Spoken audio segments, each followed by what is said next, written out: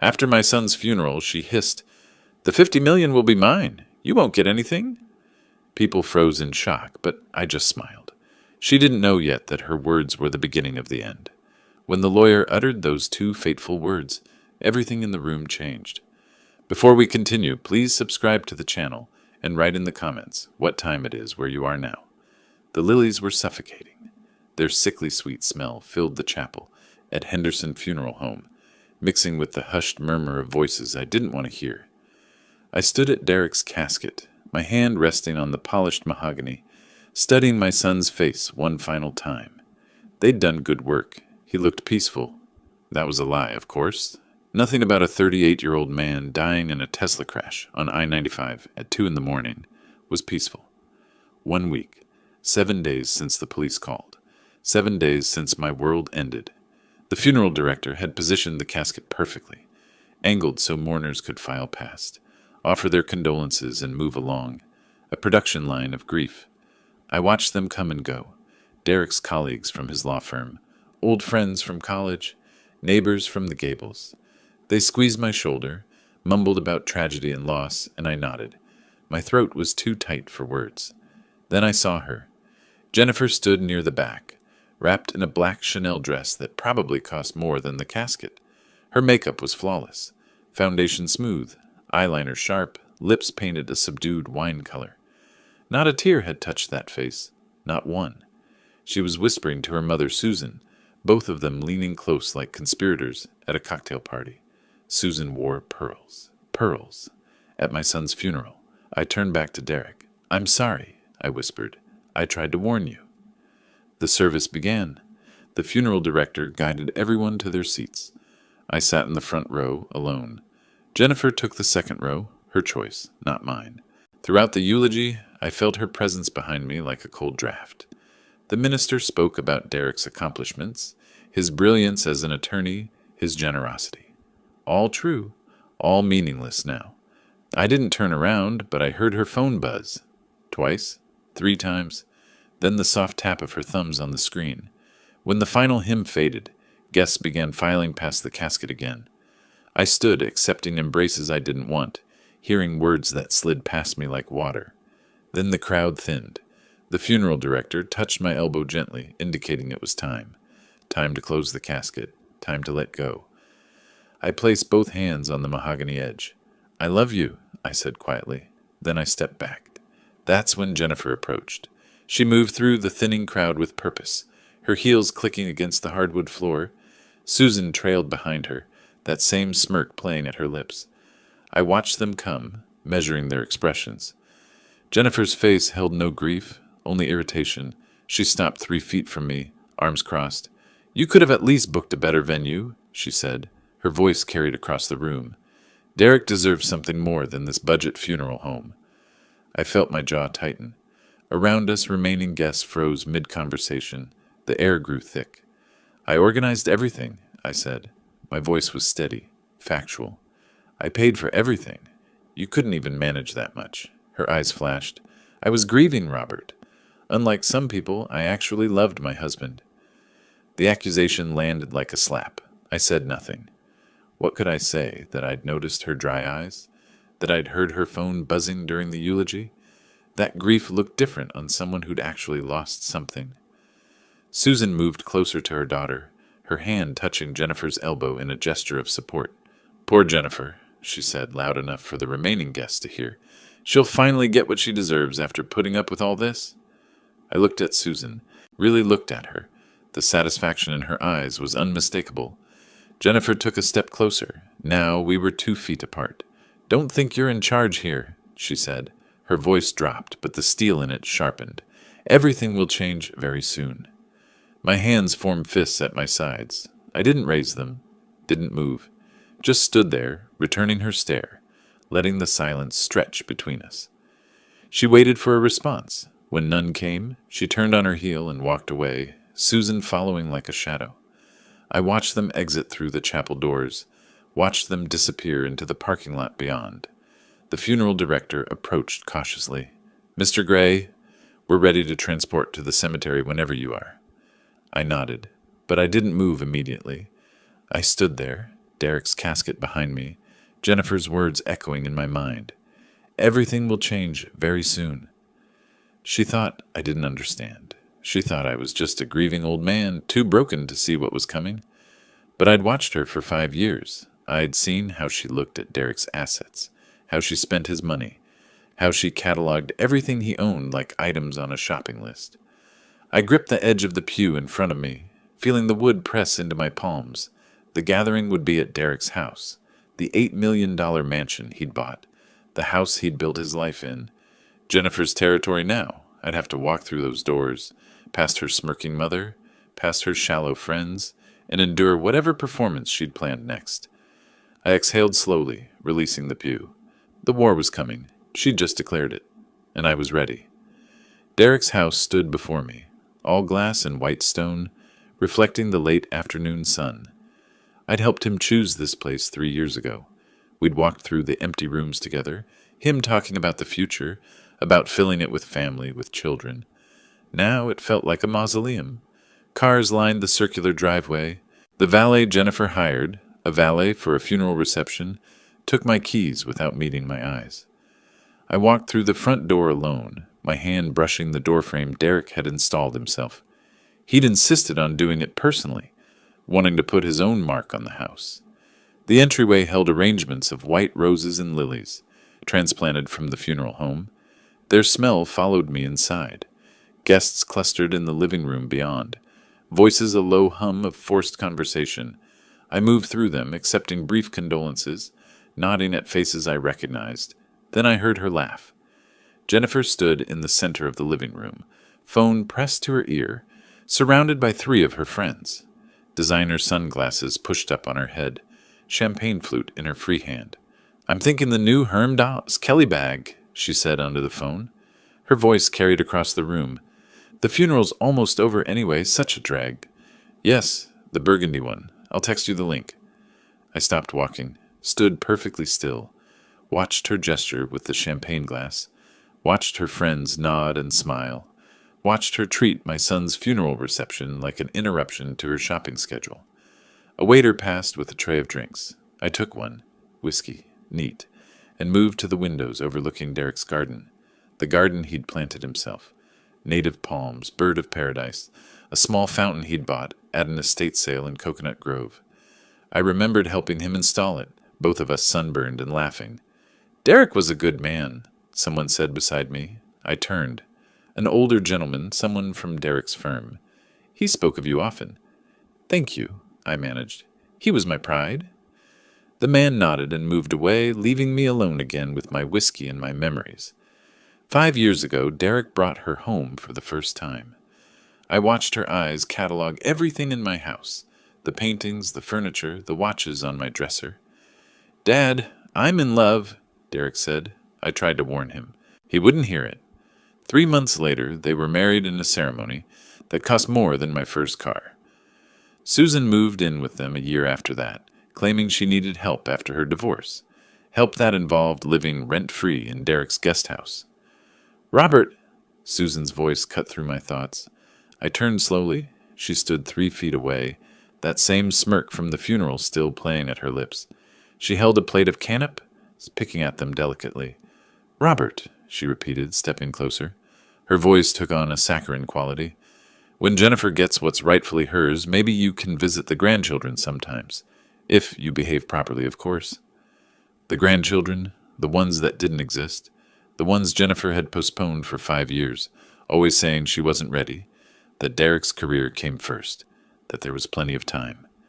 Now I understood. She'd never wanted Derek's children, just his money, just his house, just everything he'd built. I looked at Susan steadily, saying nothing. Let her fill the silence. Let her show me exactly who she was. "Of course, that depends on whether you're reasonable," she continued. "Jennifer's been through so much. She deserves to move forward without interference from people who don't understand their place." My hands tightened around the whiskey glass. The ice clinked softly. I took a slow sip, tasting nothing, and continued to stare at her. Susan's smile faltered slightly. She'd expected a reaction, anger, pleading, something. Instead, I gave her nothing, just watched her squirm in the silence she'd created. Well, she said finally, I suppose we'll see how things unfold tomorrow. Tomorrow. The will reading. The lawyer, Derek's lawyer, Arthur Patterson, had called 3 days ago. Tomorrow at 10. His office in downtown Miami. Jennifer would be there. Susan, too, probably. Both of them expecting their payday. Susan walked away, disappearing into the cluster of guests near the bar. I turned back to the window, back to Derek's garden. The sun was setting now, casting long shadows across the fountain. Around me, Jennifer's friends laughed too loudly. Someone turned on music, soft jazz that felt obscene in its cheerfulness. More champagne appeared. The caterers moved efficiently through the room, treating this like any other event, any other party in any other mansion. But it wasn't. My son was dead, and these people were celebrating his estate before he was cold in the ground. I moved through the house, away from the crowd, down the hallway to Derek's study. The door was closed. I opened it quietly and stepped inside, closing it behind me. His desk sat beneath the window, exactly as he'd left it. Legal pads stacked neatly, pens in a marble holder, a photograph of us from 2 years ago, fishing off Key Largo. Both of us sunburned and grinning. I picked up the frame, ran my thumb across the glass. I'm going to fix this, I said to the photograph. Whatever she's planning, whatever she thinks she's won, I'm going to make this right. The door opened behind me. I set down the frame and turned. A young woman stood there, one of Derek's paralegals. Mr. Gray? I'm so sorry to interrupt. I just wanted to say Derek was the best mentor I ever had. He changed my career. Thank you, I said. That means a great deal. She nodded and left, closing the door softly. I stood there a moment longer, surrounded by Derek's things, breathing in the faint scent of his cologne that still lingered. Then I returned to the gathering. Jennifer was still holding court in the living room. Susan had rejoined her, both of them laughing at something on Jennifer's phone. Neither looked up as I passed. Neither acknowledged my presence at all. I walked to the window again, looking out at the garden as the last light faded from the sky. My jaw tightened.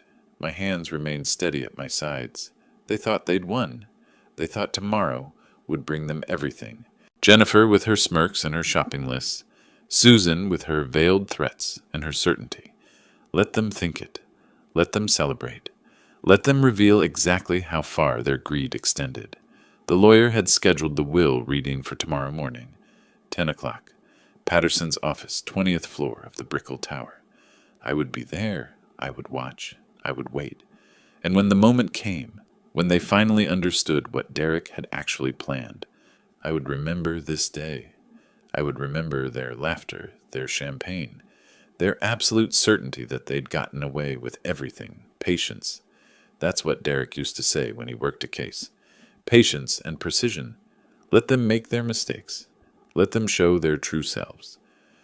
I took a final sip of whiskey and set the glass on the windowsill. Tomorrow would be interesting. The elevator climbed 40 floors. Through the glass walls, Miami spread below like a grid of ambition and money. I watched the financial district shimmer in the mid-morning heat and wondered if Derek had stood in this same elevator 3 months ago, rehearsing what he'd tell Warren Phillips. The doors opened onto polished marble. Phillips and Associates occupied the entire floor. Glass partitions, leather furniture, the sterile atmosphere of serious wealth. The receptionist recognized me immediately. Mr. Gray, Mr. Phillips is expecting you. Conference room 3. I followed her down a corridor, lined with abstract art that probably cost more than my first house. The conference room overlooked Biscayne Bay.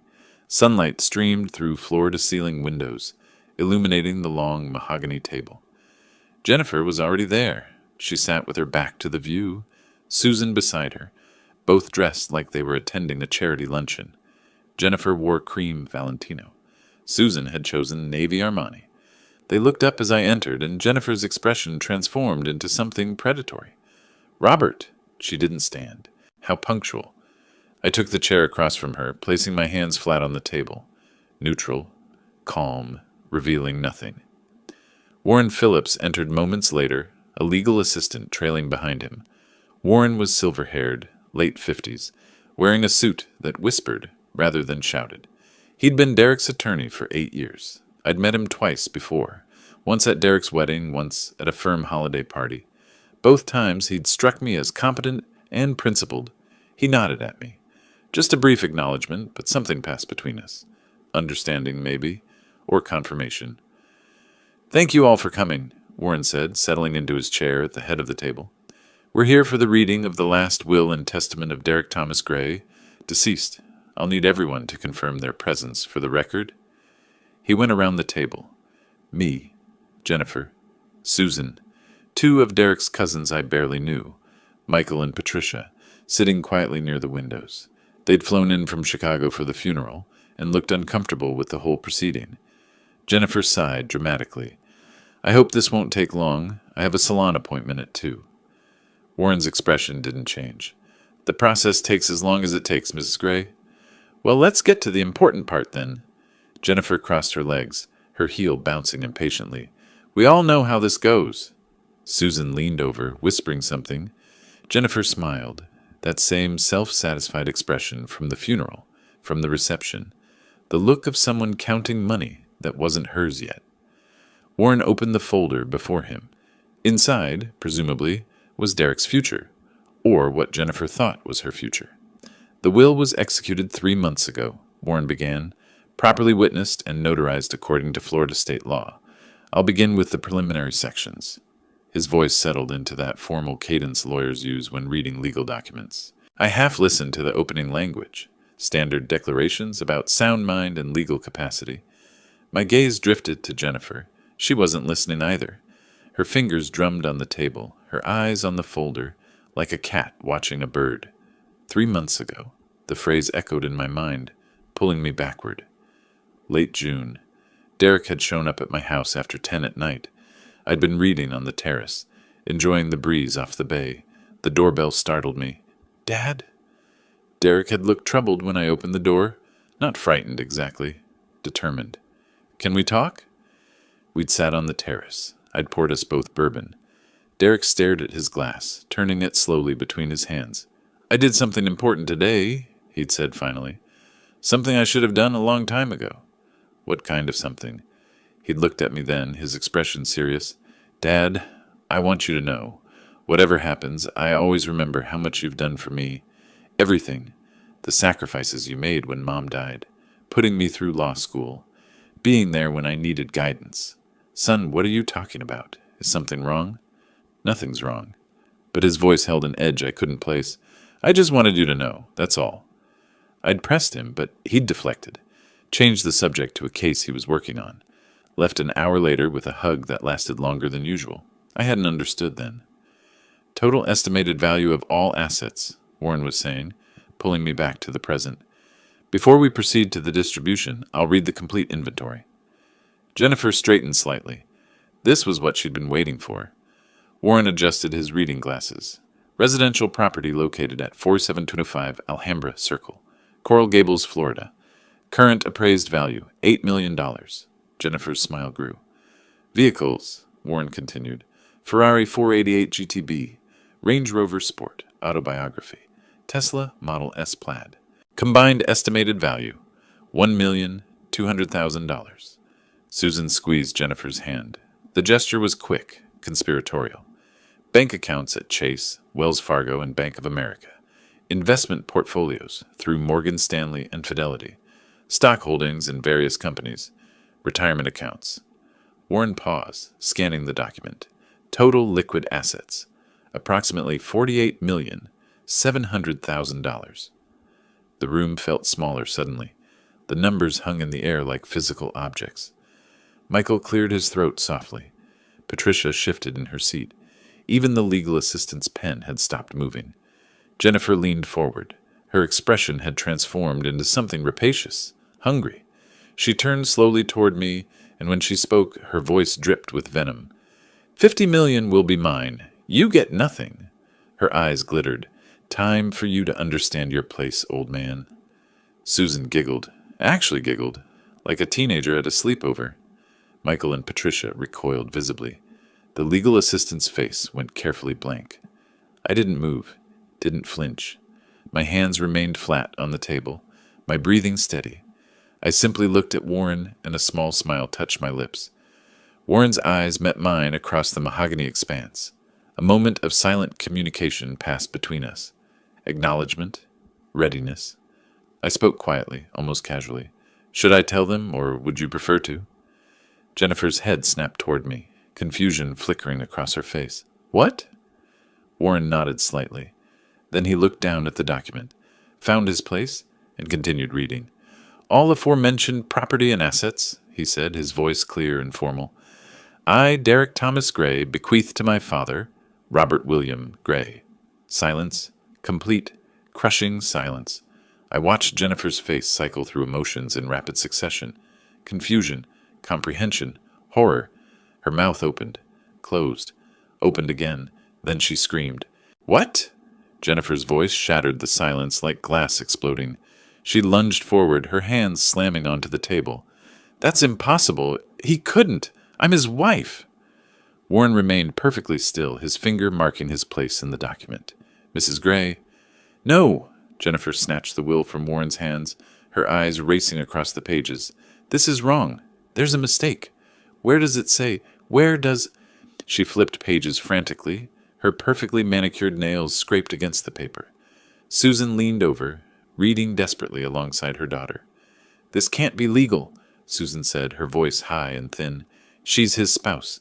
She has rights. You can't just... Warren extended his hand calmly. Mrs. Gray, if I could have the document back, please. Jennifer clutched it tighter. I want my own lawyer. This is fraud. This is... The will was properly executed, Warren said, his tone patient but firm. 3 months ago in this office with 2 witnesses present and a notary. All legal requirements under Florida law were met. But I'm his wife. Jennifer's face had gone from white to red, fury replacing shock. Spouses have protections. You can't just cut me out.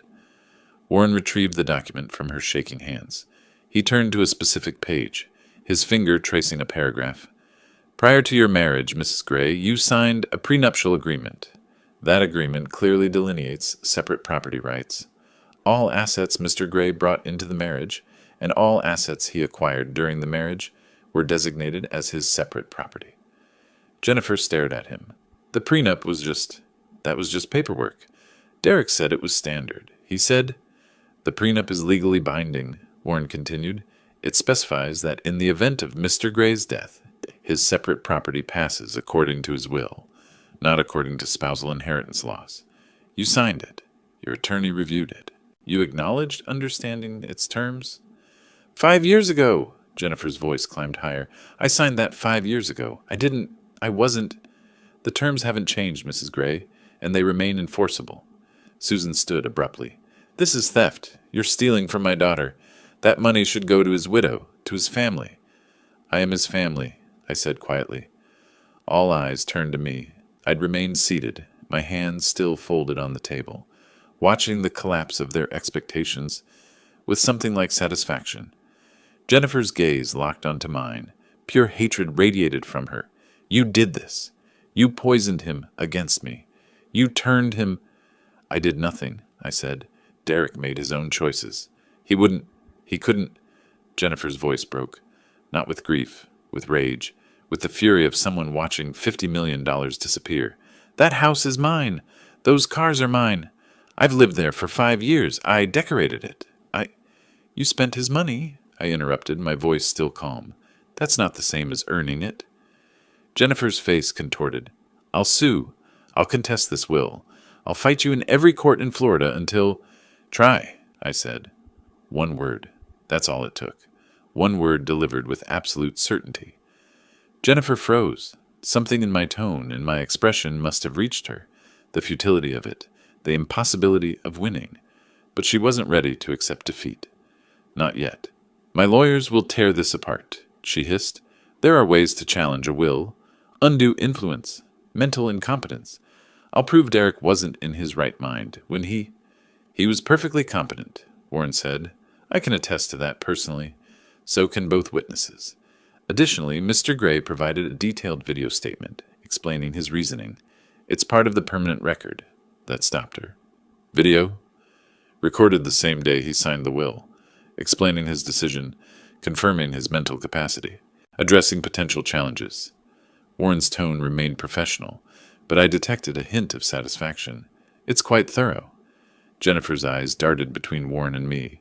I want to see it. That can be arranged, Warren said, though I should warn you the contents are explicit regarding his motivations. I don't care. I want... He knew, I said softly. Derek knew everything, Jennifer. Who you were, what you wanted, why you married him. Her face went pale again. You don't know anything about our marriage. I know enough. I stood slowly, deliberately, looked down at her across the table. I know my son saw through you eventually. I know he made sure you'd get exactly what you deserve. Which is nothing, Susan shrieked. You're leaving her with nothing. The prenup allows for one provision, Warren said, consulting the document. Mrs. Gray is entitled to retain her personal property, clothing, jewelry, items purchased specifically for her use. But the residence, vehicles, and all financial assets revert to Mr. Robert Gray as primary beneficiary. Jennifer's hands clenched into fists. I'll fight this. I'll drag you through court for years. I'll make you spend everything on legal fees until... Go ahead, I said. Spend your own money hiring lawyers. Spend years tied up in litigation. Lose every motion, every appeal. The will is ironclad. Derek made sure of it. I moved toward the door. Or you can accept reality and move on. This isn't over, Jennifer spat. I'll find a way. I'll prove... I turned back to her one last time. My son was a brilliant attorney, Jennifer. One of the best. Do you really think he'd leave any loopholes? Any openings for you to exploit? I paused. He knew you'd try. He prepared for it. Warren began gathering his papers. If there are no further questions, I believe we're concluded. Mrs. Gray, you'll need to vacate the property within 30 days. That's standard under Florida law when... 30 days? Jennifer's voice cracked. Where am I supposed to go? That's not Mr. Gray's concern, Warren said simply. However, the will does provide for a transition period. You have 30 days to remove your personal belongings and arrange alternative housing. Susan grabbed Jennifer's arm. Call Marcus. Call our lawyer. We'll fight this. We'll... But Jennifer wasn't listening anymore. She stared at me with something beyond hatred, beyond rage, a kind of disbelief that her carefully constructed plan had imploded so completely. I held her gaze for a long moment. Then I turned toward the door. Behind me, Jennifer was screaming something about courts and appeals and justice. Her voice grew shrill, desperate. Susan's higher-pitched protests layered over it. I didn't look back. Warren would handle the details, the paperwork, the logistics of transferring everything to my name. That was his job, and he was good at it. I walked down the corridor, past the abstract art, past the receptionist who carefully avoided eye contact. The elevator doors opened immediately. As they closed, I heard one final scream from the conference room, muffled by distance and glass, then silence. The elevator descended. Through the glass walls, Miami spread out below. My city now, Derek's city. The city where my son had built his life, made his fortune, and, in his final act, ensured justice. The doors opened onto the lobby. I stepped out into the air-conditioned coolness, adjusting my jacket. Outside, the heat hit like a wall. I walked to my car, got in, and sat for a moment, with my hands on the wheel. $50 million. $8 million in real estate. Everything Derek had worked for. Everything he'd built. All mine now. Not because I wanted it, not because I'd asked for it, but because my son had seen clearly, perhaps for the first time, exactly who he'd married, and he'd acted accordingly. I started the engine and pulled out of the parking garage. Jennifer would call her lawyers. She'd threaten and rage and plot. But Warren was right. The will was ironclad. Derek had made sure of it. 3 months ago, he'd sat on my terrace and told me he'd done something important. Now I understood. Now I knew. And now the real battle would begin. Miami heat hit me like a wall when I stepped out of Warren's building. 40 floors above, Jennifer was probably still screaming. I loosened my tie and walked to my car. The drive home to Coconut Grove took 30 minutes through midday traffic. I didn't turn on the radio. Didn't need distraction. My mind was already working through Jennifer's next moves, calculating timelines, anticipating her strategy. She would hire an attorney. Probably today. She would contest the will. Definitely. She would claim mental instability, undue influence, spousal rights, whatever legal fiction her lawyer could construct. I'd expected all of it. My phone started ringing that evening. The first call came from Michael Chen, who ran a pharmaceutical supply network I'd worked with for years. Robert, thought you might want to know. Jennifer Gray just walked into Wright and Associates. Marcus Wright himself took the meeting. Thank you for the heads up, I said. Marcus Wright, one of Miami's most expensive estate litigation attorneys. Jennifer was moving fast, throwing money at the problem. Derek's money, technically, though she'd probably emptied whatever joint accounts she could access before the banks froze them. The next morning, another call. This one from Elena Rodriguez, who owned a luxury furniture store in the design district. Your daughter-in-law just ordered a moving truck, Elena said. Big one, scheduled for tomorrow morning. I thanked her and hung up. So Jennifer was evacuating Derek's house, taking whatever she could before the 30-day deadline. Smart, actually. Material possessions she could claim as gifts or joint property. Small victories while she prepared the larger battle. I drove past Derek's mansion that afternoon. The moving truck sat in the circular driveway, its back door open. I slowed, watching from across the street. Jennifer stood on the front steps directing two movers carrying a leather sofa. Susan hovered beside her, clipboard in hand. They were systematic about it. Furniture, artwork, decorative pieces.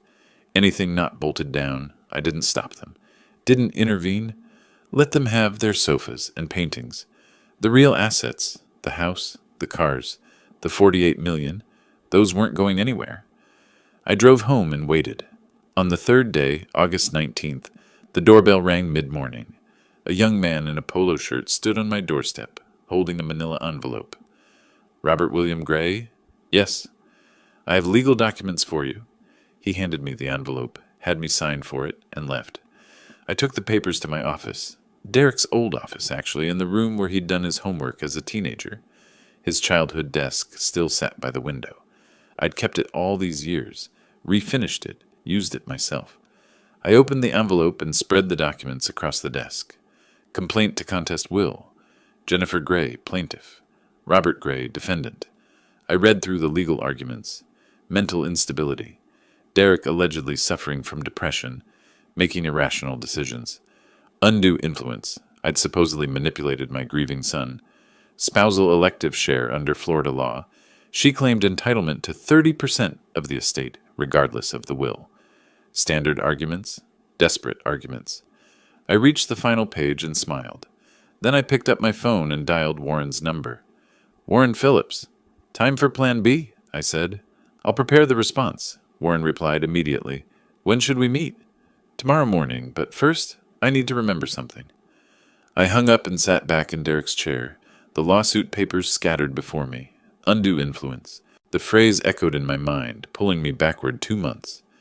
Derek had shown up at my house late one evening, long after sunset.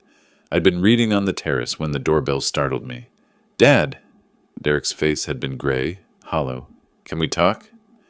We'd sat on the terrace. I'd poured bourbon for both of us. Derek stared at his glass like it held answers. Dad, I think Jennifer's cheating on me. The words had hung in the humid air. I hired a detective, he continued. I'm waiting for the report. But I know. I can feel it. I'd reached across, gripped his shoulder. Son, whatever happens, I'm here. We'll get through this. He'd nodded, but the pain in his eyes had been unbearable. A week later, he'd returned. Same terrace, same time of night. But his expression had changed. Still devastated, but harder, determined. It's confirmed, he'd said, his voice hollow. She's with Brian, my partner, and my wife. The betrayal had been complete. Business and personal, intertwined and destroyed. Divorce her, I'd urged. Now, don't wait. I will, but I need to do this right. Through lawyers. Gather evidence. Protect what we built. He'd looked at me steadily. Everything we built, Dad. You helped me get where I am. I won't let her take that. Derek had wanted evidence. He'd wanted to do it properly, legally, methodically. And he had. Those detective reports existed somewhere. Derek had been thorough.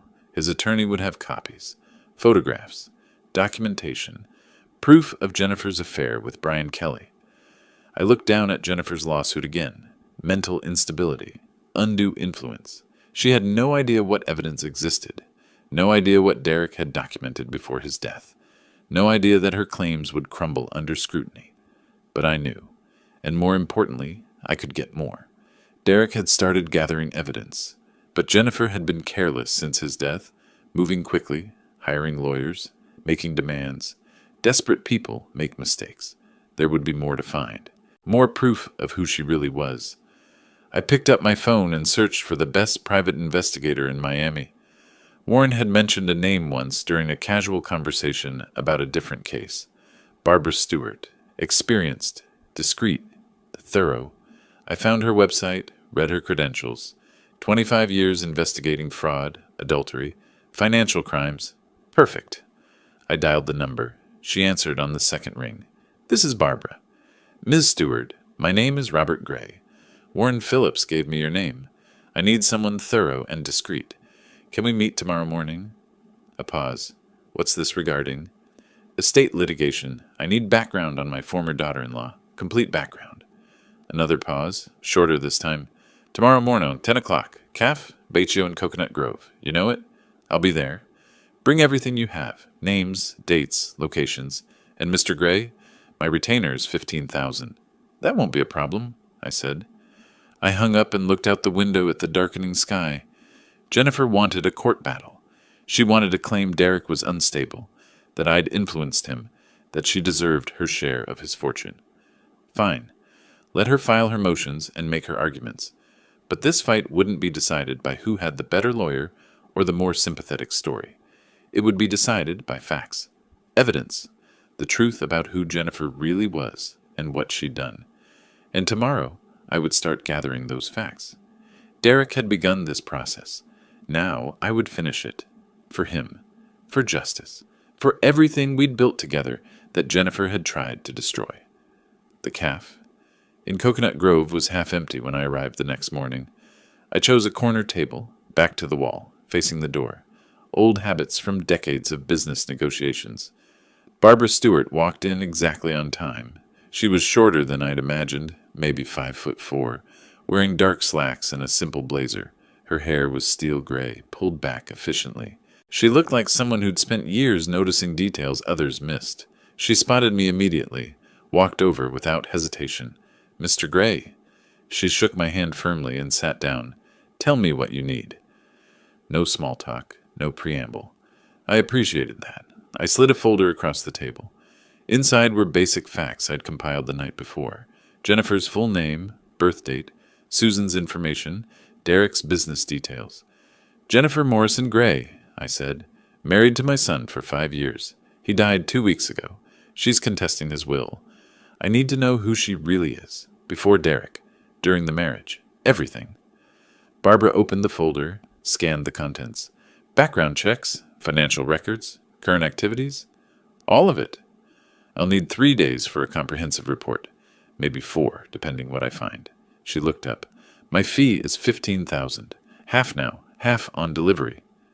I pulled out my checkbook, wrote the amount, handed it across. How thorough can you be? I have contacts in New York, where she's from, access to financial databases, sources in Miami's service industry, restaurants, hotels, places where people remember faces. She tucked the check into her blazer. If there's something to find, I'll find it. Good. She stood. I'll call when I have something. Don't call me during the investigation unless it's urgent. I work better without interruption. Then she was gone. The next 3 days crawled by. I met with Warren, reviewed the legal response to Jennifer's lawsuit. We scheduled the preliminary hearing for early September. Everything was moving forward according to procedure. But my mind kept circling back to what Barbara might find, what secrets Jennifer had buried, what evidence existed beyond Derek's detective reports. On the third afternoon, August 22nd, Barbara called. Mr. Gray, I'm finished. When can we meet? My home. 1 hour. Text me the address. She arrived carrying a leather portfolio thick with documents. I led her to my office, closed the door. She spread materials across Derek's old desk. Photographs, printed reports, bank statements, pages of handwritten notes. Your instincts were correct, Barbara said without preamble. Jennifer Morrison Gray is exactly who you suspected. She laid out the story methodically, each piece of evidence building on the last. Born in Queens, father disappeared when she was 10, just walked out, never came back. Mother worked 3 jobs trying to keep them afloat. They lived in a 2-bedroom apartment with Susan's sister and her kids. Tight quarters, no money. Barbara pulled out a photograph. Teenage Jennifer in a high school yearbook, thin and hungry looking. She was smart enough, Barbara continued. Got into community college, dropped out after a year, moved to Miami at 28. She laid out more photos. Worked as a hostess at Maria, that upscale Italian place on Brickell. Perfect hunting ground for wealthy men. Before Derek? I asked. Before Derek, there was Richard Stanton, real estate developer. Married 18 years. Barbara pulled out more documents. Jennifer dated him for 6 months. He left his wife, divorced, lost $4 million in the settlement. Jennifer moved on 3 months later. The pattern was clear. She met Derek at Club Live, South Beach, 5 years ago. Barbara showed me a timeline she'd constructed. 3 months later, married. Susan Morrison moved in 1 year after that, claiming she needed help after her own divorce. Her divorce was real? Real, but convenient. She'd been separated for 2 years before it finalized. Perfect timing to move into Derek's guest house. Barbara pulled out the photographs I'd been waiting for. Now the affair. These are from the past 6 months. I spread them across the desk. Jennifer and Brian Kelly at dinner in a Coral Gables restaurant, entering Kelly's apartment building together, embracing in his car in a parking garage. The timestamps ran from February through July, the last month of Derek's life. Ongoing for at least 6 months, Barbara said, possibly longer. Kelly's married too, by the way. 2 kids in private school. I studied the photos. Derek had known, had suspected, confirmed, and begun preparing his response. The financial piece, Barbara said, pulling out bank statements. This is where it gets interesting. She laid out a pattern of transfers. Joint account Derek had set up for household expenses, regular deposits from Derek's business account, and systematic withdrawals to Jennifer's personal account. Started 18 months ago, Barbara explained. Small at first, 20,000, 30,000. Then it accelerated. 200,000 in January, 180 in March, 220 in May. She pointed to the highlighted totals. Approximately $2 million over the past year. Very systematic, very calculated. I studied the numbers. $2 million, drained methodically while Jennifer planned her exit or secured her position. Either way, it showed premeditation. Legally, she had access to the joint account, Barbara said, so the transfers aren't criminal, but they show intent, pattern, long-term planning. She was preparing, I said quietly. She was preparing, Barbara agreed. Whether for divorce or widowhood, I can't prove, but she was definitely positioning herself financially. I gathered the photographs, stacked them carefully. Evidence of betrayal, of calculation, of Jennifer's true nature laid bare across my son's childhood desk. There's one more thing, Barbara said. She pulled out a final document. Phone records. I have a source at the cellular company. Jennifer called Brian Kelly 73 times in the month before Derek's death. Some calls lasted over an hour. 73 times, while Derek was alive, working, building his firm, trusting his partner and his wife. You knew Derek, I said softly, speaking to the empty room. You saw what she was. You tried to protect everything we built. Barbara began gathering her materials back into the portfolio. This is all yours now, copies of everything. The originals are in my secure storage if you need them for court. Thank you. She paused at the door. Mr. Gray, whatever your son discovered about her, he was smart to document it. This woman, she shook her head. She's been running this play for years. Derek just happened to be the one who figured it out. After she left, I sat alone with the evidence spread before me. Jennifer's history, the poverty, the calculated climb, the pattern of targeting wealthy men, the affair with Brian Kelly, documented in photographs and phone records, the systematic financial extraction, $2 million moved while Derek was still alive, and behind it all, Derek's strategy, the detective he'd hired, the evidence he'd gathered, the will he'd changed 3 months ago, protecting everything from Jennifer's predatory behavior. My son had been devastated by the betrayal, but he'd channeled that pain into methodical preparation. He'd seen Jennifer clearly, perhaps for the first time, and acted to protect what mattered. Now that responsibility fell to me. I gathered the documents into a folder, organized them carefully. Tomorrow I would meet with Warren again. We'd prepare our response to Jennifer's lawsuit. But we wouldn't just defend Derek's will. We'd destroy Jennifer's credibility entirely. She wanted a court battle. She'd filed her complaint, made her claims about mental instability and undue influence. Now she would get her battle, but not the one she expected. The evidence was overwhelming. Photographs, financial records, phone logs, background showing a pattern of predatory behavior. Everything the judge would need to see Jennifer Gray for exactly who she was. I closed the folder and stood. The preliminary hearing was scheduled for early September. 2 weeks to prepare. 2 weeks to build our case. 2 weeks for Jennifer to believe she still had a chance. Let her believe it. Let her hire expensive lawyers and file her motions and make her arguments. When the hearing came, I would present the truth, and the truth would destroy her. I chose my navy suit, the one Derek had admired 3 years ago. Conservative, respectful. Appearance matters in court, not just to judges but to opponents. I wanted Jennifer to see that I took this seriously. The Miami-Dade County Courthouse rose 20 stories above downtown, all concrete and glass. I parked in the structure across the street, walked through morning heat that already felt oppressive. Inside, the lobby was marble and echoes, lawyers with briefcases, defendants looking nervous, families seeking justice or avoiding it, security checkpoint, metal detector, elevator to the 14th floor. Warren waited near the courtroom doors, 2 folders in his hands. He wore charcoal gray, his silver hair combed back, looking every bit the experienced attorney he was. Wright will argue undue influence and elective share, he said quietly. We counter with the prenup and medical competency. Stay calm in there.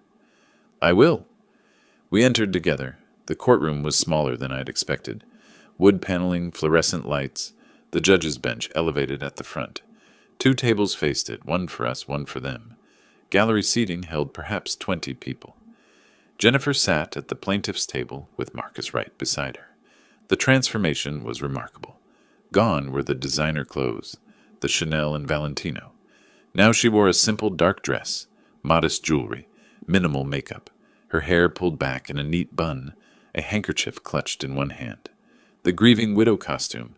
She was playing the part. Susan sat in the gallery behind her, also dressed conservatively. Both looked somber, appropriate, victimized. I took my seat beside Warren.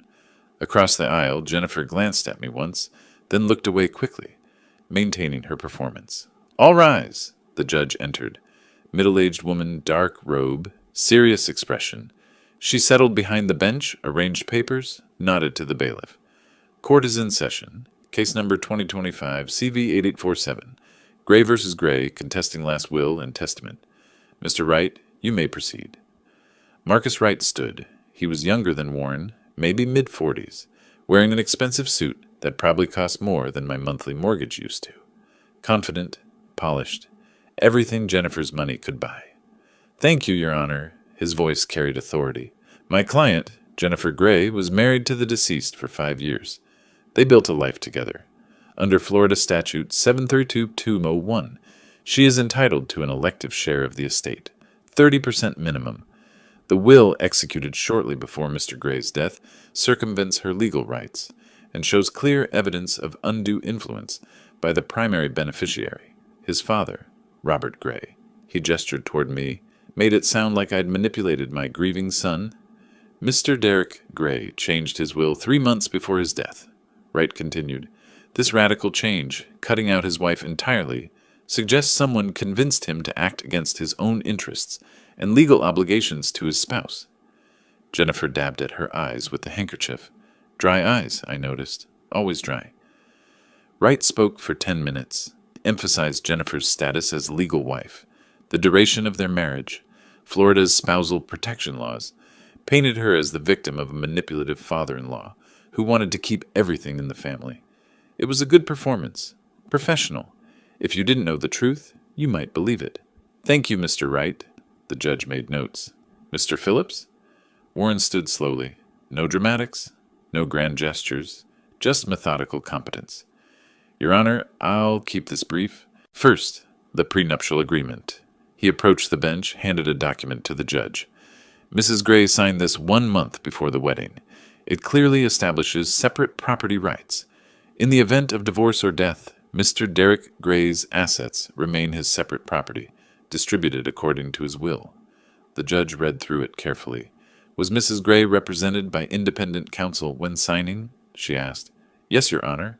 We have documentation that Mrs. Gray retained her own attorney, who reviewed and advised her on the prenuptial terms. She signed voluntarily, with full knowledge of its implications. Warren laid another document on the evidence table. Second, Mr. Derek Gray's mental competency. Medical records from his physical examination 8 weeks before death. His physician certified him in excellent health, physically and mentally. No indication of depression, cognitive impairment, or susceptibility to undue influence. He presented more documents. Third, the will itself was properly executed. 2 witnesses present, both independent. Mr. Gray's regular attorney, not myself, but his business attorney of 7 years, oversaw the execution. Everything done according to Florida probate law. Warren returned to our table. The will is valid. The prenuptial agreement is enforceable. Mr. Derek Gray made his decision independently, competently, and legally. The judge reviewed the prenup again, asked questions about its terms, the timeline, Jennifer's legal representation. Warren answered each one precisely. Finally, she set down her pen. I need time to review all documentation thoroughly. I'm setting the next hearing for August 26th at 10 o'clock, 3 days from now. Both parties should prepare any supplementary evidence. Court is adjourned. The bailiff called us to rise. The judge exited. The formal proceedings ended. I gathered Warren's folders while he spoke quietly with the court reporter. Across the aisle, Marcus Wright leaned close to Jennifer, whispering urgently. Her subdued expression was cracking slightly, frustration showing through. People filed toward the exit. I followed Warren into the hallway, marble floors echoing with footsteps and conversation. Then Jennifer appeared beside me. Her face had transformed completely. The grief was gone. In its place, cold fury barely contained. You'll regret this, she hissed, quiet enough that only I could hear. I'll take everything that belongs to me. I looked at her steadily. See you in 3 days. She stared at me a moment longer, then turned sharply and walked back to where Susan and Marcus waited. Warren touched my elbow. Let's go. We walked to the elevator in silence, rode down to the lobby, stepped out into the heat. She thinks she has time, Warren said once we reached the parking structure. 3 days to regroup, find new arguments, hire more experts. She's wrong, I said. Warren smiled slightly. She's very wrong. Can you meet tomorrow morning? My office? What time? 8 o'clock. We have a counterclaim to file. I drove home through midday traffic, Jennifer's threat still echoing in my mind. She'd been so confident, so certain that her widow, act, and Marcus Wright's expensive arguments would overcome the prenup and proper legal procedure. 3 days until the next hearing. Jennifer thought she had time to prepare, to find weaknesses in our defense, to construct new strategies. She was wrong about that, too. That afternoon, Warren and I had different work to do. Not defensive preparation, offensive action. The evidence Barbara had gathered sat in my home office. Bank statements, photographs, investigation reports, and Derek's letter, his final testimony, written 1 month before his death. Tomorrow, we would prepare the counterstrike. And when we returned to court on August 26th, Jennifer would discover what real evidence looked like. Warren's conference table disappeared under documents. Bank statements covered one end. Photographs spread across the middle. Investigation reports stacked on the other side. And there, in the center like a beating heart, Derek's letter. This ends it, Warren said, picking up the letter carefully. This ends everything. I'd arrived at his office at 8 that morning. We had 2 days before the next hearing, plenty of time to prepare the counterclaim and file it. Warren pulled up a blank legal document on his computer. We're alleging 3 things. First, embezzlement of marital assets. The systematic withdrawals total $2 million over 14 months. That's not incidental spending. That's calculated extraction. I picked up the bank statements Barbara had obtained. Each highlighted transfer told the story. $20,000 in March of last year, $50,000 in April. The amounts grew larger as time passed.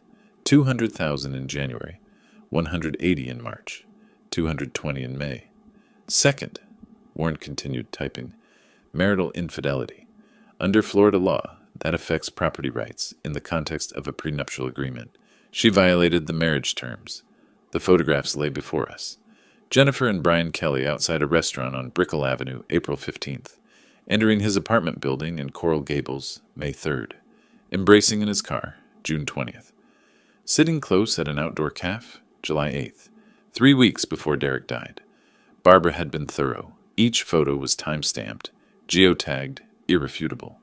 Third, Warren said, we're demanding restitution, $2 million plus interest, returned to the estate. He typed for another hour while I reviewed everything one more time. Derek's letter I read 3 times, my son's words heavy with pain and clarity. I have discovered my wife's infidelity with my business partner, Brian Kelly. Investigation confirmed my suspicions. I must protect the family assets my father and I built over decades. Jennifer married me for financial gain. This is now obvious. This will ensure those assets remain with family who earned them. Derek had written this, signed it, had it notarized, delivered it to Warren's office for safekeeping, 1 month before he died. My son had seen Jennifer clearly, perhaps for the first time, and he'd acted. By early afternoon, the counterclaim was ready. We drove to the courthouse together, filed it with the clerk. Warren hand-delivered a copy to Marcus Wright's office downtown. He'll call me tonight, Warren said as we left Wright's building. Outraged, demanding we withdraw it, threatening sanctions. Will he? He'll try. But the evidence is legitimate. He can't make it go away. That evening my phone rang. Warren's name on the screen. Wright called, exactly as predicted. He's claiming the evidence is circumstantial, that Derek's letter doesn't prove undue influence in our favor. He's scrambling.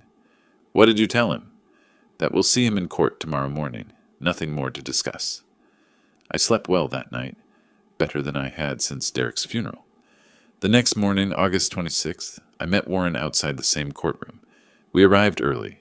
Marcus Wright was already there, looking less confident than 3 days ago. His expression was tight, controlled, but concern showed through. Jennifer sat at her table wearing another modest dress. But the widow performance was harder to maintain now. Her jaw was set, her eyes harder. She'd seen the counterclaim. She knew what was coming. Court convened. Same judge, same formal procedure. Mr. Phillips, you filed a counterclaim?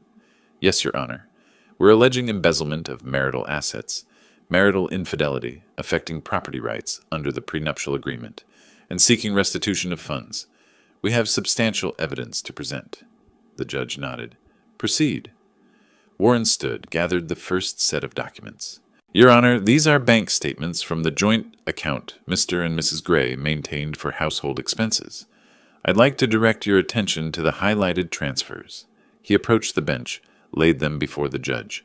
She examined each page carefully. These transfers span what period? She asked. 14 months, Your Honor, beginning small and escalating substantially. Approximately $2 million total, transferred from joint accounts to Mrs. Gray's personal account. The judge's expression didn't change, but something in her posture shifted, attention sharpening. The pattern is systematic, Warren continued, not random household expenses, calculated withdrawals, growing larger over time. Marcus Wright stood. Your Honor, Mrs. Gray had legal access to those accounts. Transfers between accounts aren't embezzlement. Mr. Wright, the judge interrupted, I'll hear your response after Mr. Phillips finishes presenting his evidence. Please sit. Wright sat. Jennifer whispered something to him urgently. He shook his head. Warren picked up the photographs. Your Honor, these document Mrs. Gray's relationship with Brian Kelly, Mr. Derek Gray's business partner. Multiple locations over a 6-month period during Mr. Gray's life. He passed them to the judge one by one. Restaurant, apartment building, car, cafe. Each photo labeled with date, time, location. The judge examined each carefully. Her expression remained professional, but her eyes moved between the photos and Jennifer with clear understanding. In the gallery, Susan Morrison had gone pale. Next, Warren said, is the private investigator's report. He handed over Barbara's comprehensive documentation. It establishes Mrs. Gray's history and pattern of behavior, including a previous relationship with a married businessman who subsequently divorced and lost substantial assets. The judge read through it, several minutes of silence while she absorbed the details. Finally, Warren picked up Derek's letter. Your Honor, this letter was delivered to my office by Derek Gray 1 month before his death. It was properly notarized and filed securely. I'd like to read it into the record. Proceed. Warren's voice remained steady, professional, but the words carried their own weight. I have discovered my wife's infidelity with my business partner, Brian Kelly. Private investigation confirmed my suspicions. I must protect the family assets my father and I built over decades through hard work and sacrifice. Jennifer married me for financial gain. This is now obvious to me. This will ensure those assets remain with the family who actually earned them. My father gave everything to help me succeed. I won't let someone who betrayed me take what we built together. Silence filled the courtroom. The judge examined the letter closely, checking the notarization, the date, Derek's signature.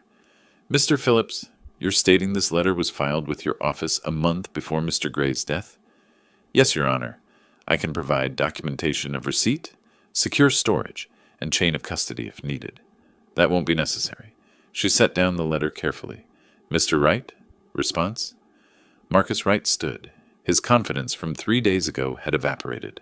Your Honor, we request time to verify the authenticity of these documents. The photographs could be... Mr. Wright, the judge's voice was sharp, are you questioning the authenticity of notarized bank statements from major financial institutions, or suggesting these time-stamped, geotagged photographs are fabricated? No, Your Honor, but is there any question about the authenticity of a notarized letter filed with opposing counsel's office a month before the deceased's death? Wright's shoulders sagged slightly. No, Your Honor. At the plaintiff's table, Jennifer's face had cycled through shock, fury, and something approaching fear. Her knuckles were white where she gripped the edge of the table. The judge made notes for several minutes. No one spoke. The only sound was her pen scratching paper. Finally, she looked up. I need tonight to review all evidence thoroughly and prepare my ruling. We'll reconvene tomorrow morning at 9 o'clock for my decision. Court is adjourned. The bailiff called us to rise. The judge left. The moment she was gone, Jennifer turned to Marcus Wright. How did they get those photos? How did they... It doesn't matter now, Wright said quietly. His voice held resignation. The evidence is legitimate. But we can appeal, right? We can... Mrs. Gray, we should discuss this privately. Warren packed our evidence back into folders methodically. I gathered my own materials, moving slowly, deliberately. Across the aisle, Jennifer and Marcus were in urgent, whispered conversation. Her performance had completely crumbled. No more grieving widow, just raw panic and anger. In the gallery, Susan Morrison sat frozen, tears streaming down her face. Whether from shame or fear of consequences, I couldn't tell. I stood. Warren closed his briefcase. We walked toward the exit together. Behind us, Jennifer's voice rose sharply, something about appeals and other lawyers. Marcus's lower voice responding, trying to calm her, explain reality. In the hallway, Warren stopped. Tomorrow morning, she'll lose everything. The will stands. The prenup is enforced, and we'll get the $2 million back, plus interest. Derek made sure of it, I said. He did. Your son planned this carefully, even knowing he wouldn't be here to see it through. Warren paused. That letter. His pain was in every word, but so was his determination. We walked to the elevator. Behind us, the courtroom doors opened. Jennifer emerged, Marcus beside her, Susan trailing. They moved in the opposite direction, toward a different exit.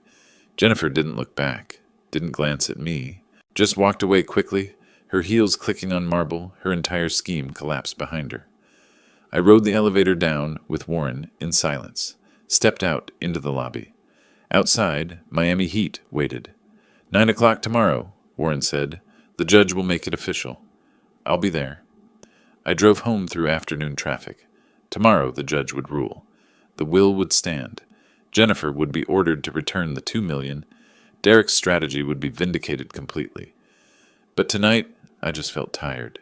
Tired and sad for my son, for the pain he'd carried those last months. for discovering that the woman he'd loved had married him for money, for dying before he could divorce her and move on. At home, I sat in Derek's old room, his childhood desk, his books still on the shelves, photographs of him at various ages covering one wall. "We did it," I said to the empty room. "Just like you planned. She's lost." The room offered no answer, just silence and memories. Tomorrow would bring official victory, legal vindication, justice served. Tonight, I just missed my son. The courtroom felt different on the final day, heavier somehow, as if the building itself understood this was an ending. I took my seat next to Warren and watched Marcus Wright arrange papers at the opposite table. He moved like a man going through necessary motions. Jennifer sat beside him, dressed plainly again, but the widow performance had crumbled. She looked diminished, hollow. Gone was the calculated grief, the handkerchief, the bowed head. Now she just looked tired and beaten. "All rise." The judge entered, settled behind her bench. "Mr. Wright, do you have additional witnesses?" "Yes, Your Honor. Character witnesses for Mrs. Gray." 3 women testified over the next hour, friends of Jennifer's I'd never met. They spoke in careful generalities about devotion and love, about Jennifer being supportive and caring. Vague platitudes with no substance. Warren barely cross-examined. He'd ask a single question. "Can you give me a specific example?" None of them could. Their vagueness condemned them more effectively than any rebuttal. Then Wright made his final move. "Your Honor, I'd like to address the prenuptial agreement. My client signed under pressure, weeks before her wedding. She didn't fully understand the implications of—" "Mr. Wright," Warren interrupted, standing, "may I call a witness to address this point?" The judge nodded. Warren called Thomas Brennan, the independent attorney who'd represented Jennifer during the prenup signing. He was in his 60s, gray suit, professional demeanor of someone who'd testified many times. "Mr. Brennan, did you advise Mrs. Gray regarding her prenuptial agreement?" "I did. I spent 2 hours explaining every clause. She asked intelligent questions. She understood the terms completely." "Did she sign voluntarily?" "Absolutely. When she finished signing, she said, 'This is fine. We're not getting divorced anyway.'" Brennan glanced at Jennifer.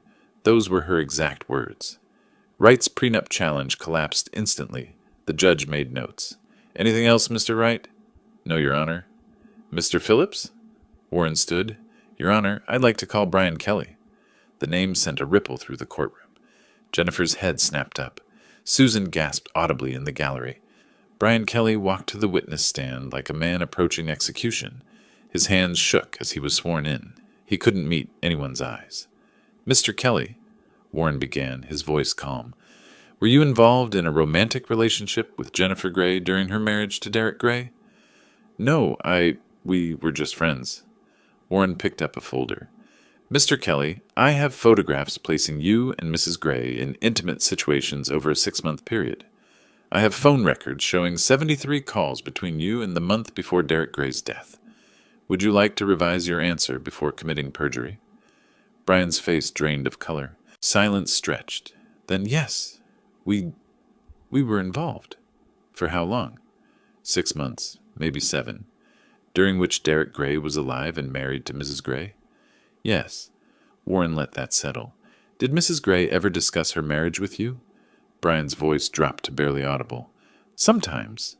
"What did she say?" She complained. Said Derek was too focused on work, that he didn't understand her." "Anything else?" Brian looked down at his hands. "She said things would be better when Derek freed us." "Freed you how?" "Through divorce." His voice cracked. Or whatever." The courtroom erupted, gasps, whispered exclamations. The phrase, "or whatever," hung in the air like poison. "Order!" The judge's voice cut through the noise. "Mr. Kelly, you're saying Mrs. Gray discussed her husband freeing her through divorce or other means?" "Yes, Your Honor." "When was this conversation?" "About 3 weeks before Mr. Gray died." Jennifer had her head down, hands covering her face. Susan was crying openly in the gallery. The judge stared at Jennifer for a long moment. "Anything else, Mr. Phillips?" "No, Your Honor. The defense rests." Court adjourned for the day. As people filed out, Jennifer remained motionless at her table. Marcus Wright whispered urgently to her, but she didn't respond. I walked out with Warren. In the hallway, he said quietly, "Tomorrow, she loses everything." That night, I didn't sleep well. Not because of uncertainty. The outcome was clear, but because of what it all meant. Derek had suffered betrayal, gathered evidence, changed his will to protect what we'd built, then died before he could divorce Jennifer and move on. The next morning, the courtroom filled early. Everyone wanted to hear the final ruling. The judge entered carrying a thick document. She settled behind the bench, adjusted her glasses, and began reading. After reviewing all evidence and testimony, I find as follows. The last will and testament of Derek Thomas Gray was properly executed, witnessed, and notarized. Medical records establish that Mr. Gray was of sound mind and body when executing the will. No evidence of undue influence has been presented. The prenuptial agreement signed by Jennifer Gray is valid and enforceable. Mrs. Gray was represented by independent counsel and signed voluntarily with full understanding of its terms. She paused, looked directly at Jennifer. The evidence of marital infidelity and financial misconduct is overwhelming. Mrs. Gray systematically transferred $2 million from joint accounts to her personal account over 14 months. She engaged in an extramarital affair during the marriage. Her testimony and that of Mr. Kelly reveal a disturbing attitude toward her late husband. Jennifer gripped the table edge. Her knuckles were white. Therefore, I rule as follows. The will stands as written. Mrs. Gray is entitled to nothing from the estate except her personal property. She is ordered to return $2 million to the estate within 90 days. Failure to comply will result in criminal prosecution for embezzlement. Mr. Robert Gray is confirmed as sole beneficiary. This case is closed. The gavel struck once, the final. Jennifer made a sound, half sob, half gasp. She stood abruptly, nearly knocking over her chair, and rushed from the courtroom. Susan followed, crying. Marcus Wright gathered his papers with professional resignation. Warren began packing our documents. "It's over." "Yes." People filed out slowly. The judge retired to her chambers. The courtroom emptied. I remained in my seat, looking out the tall windows at Miami. The city continued, indifferent to justice, to loss, to everything that had happened in this room. I had won. Completely. Decisively. So why did I feel so empty? Warren called the next morning. "Jennifer won't appeal. She doesn't have the resources. It's over." "Thank you, Warren. Derek would have appreciated everything." That afternoon, Jennifer's email arrived. Subject, "I'm sorry." She apologized for her greed, admitted Derek deserved better, acknowledged what we'd built together. She was leaving Miami. I read it twice. Felt nothing. No anger, no forgiveness. Just exhaustion. I closed the laptop without responding. The following week, I met with my attorneys. $30 million creates the Derek Gray Memorial Foundation, I said, supporting young entrepreneurs from disadvantaged backgrounds. The remaining $20 million expands the pharmacy business. Sell the mansion, proceeds go to the foundation. Too many painful memories in that house. Over the next month, I established the foundation. Derek's name would be attached to success stories. Young people building businesses, achieving dreams. I found a smaller apartment with an ocean view. On the balcony, I held a photograph of 6-year-old Derek, laughing on my shoulders. "Your memory is protected," I said to the empty air. "Your legacy lives on." By September, the foundation held its first event. 20 young entrepreneurs presented plans. A young woman thanked me afterward. "This changes everything, Mr. Gray." "Derek believed in people who work hard," I said. "Keep that dream alive." Jennifer left for New York, bankrupt from legal fees. Susan returned to her old apartment, working multiple jobs. Brian Kelly's business reputation was destroyed. Clients gone, firm failing. I felt no satisfaction in their suffering, just acknowledgement that consequences exist. The foundation became my purpose. I saw Derek in every ambitious young face. His absence remained, but his presence lived on through them. One evening on my balcony, watching the sunset, I spoke to Derek's photograph. "I miss you every day, but I'm doing what you'd want, building something that matters." The legal victory hadn't brought him back. The money didn't matter.